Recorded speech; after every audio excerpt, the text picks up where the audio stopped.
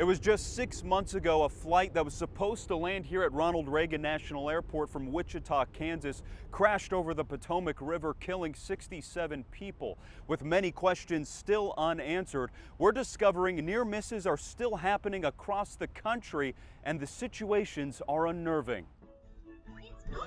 Oh, What happened? oh my God! The sight hard to forget.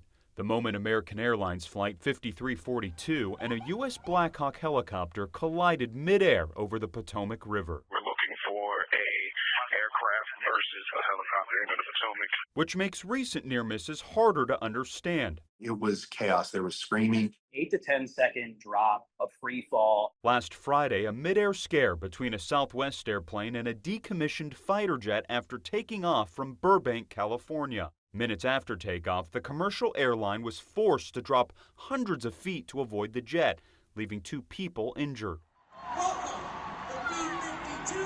Earlier this month, the military plane interrupted the landing of a flight from Minneapolis to Minot, North Dakota.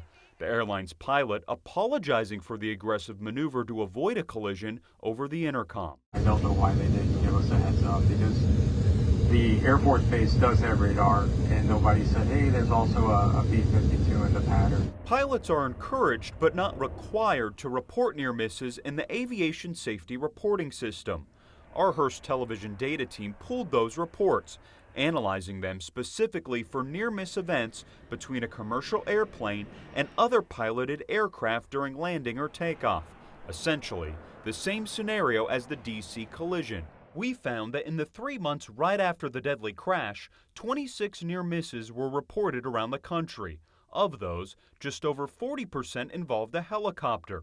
Some of the pilots specifically mentioning the frightening tragedy over the Potomac River. One pilot writing, quote, "This event has many disturbing similarities to the recent mid-air collision in DCA." With pilots continuing to sound the alarm on near misses in the air, family members of the deceased are now banding together, holding meetings and calling for accountability. One of the things that myself and several other cousins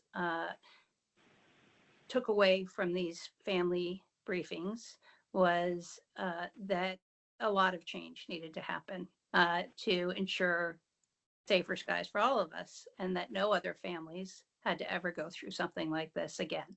Since the tragedy, families of the victims have visited D.C. 3 times advocating for change. Helicopter flight paths around the airport have been changed as well, and currently the FAA is investigating other airports around the country to determine if there are other areas with congested airspace where there needs to be change to avoid another tragedy.